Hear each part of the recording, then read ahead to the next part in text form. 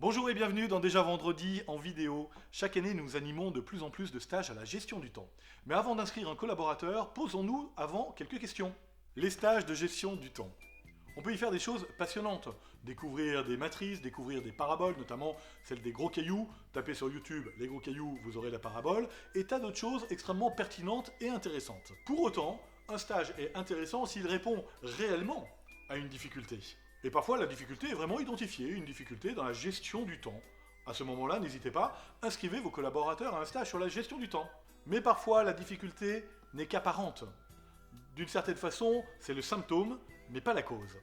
Alors avant d'inscrire vos collaborateurs, vérifions, dans le fond, si ce qui semble être un problème de gestion du temps n'est pas seulement un symptôme à des causes plus profondes. La première cause de difficulté à gérer son temps, c'est parfois une surcharge de travail.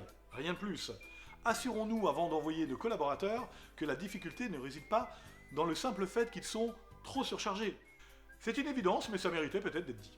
La deuxième, c'est parfois l'absence de management qui n'aide pas le collaborateur à prioriser ses actions et qui n'arrive plus vraiment à faire la différence entre ce qui est urgent, important, etc., etc.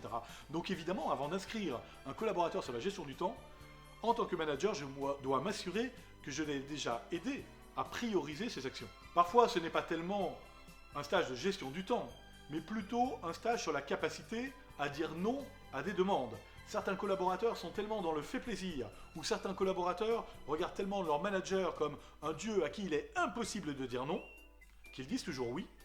Le manager se contente de ce oui, le collaborateur est surchargé, et là on se dit il ne sait plus gérer son temps.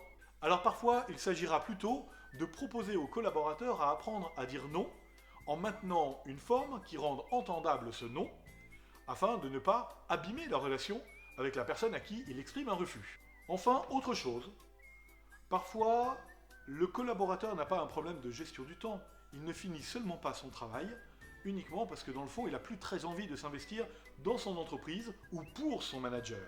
Il y a parfois des symptômes qui disent seulement que la relation entre le manager et le manager est abîmée, et c'est cette relation qu'il faut restaurer. Voilà, c'est terminé pour ce Déjà Vendredi en vidéo, on se retrouve le mois prochain, et on se posera la question, y a-t-il des démissions de certains collaborateurs qui ressemblent dans le fond au licenciement de leur manager? A bientôt!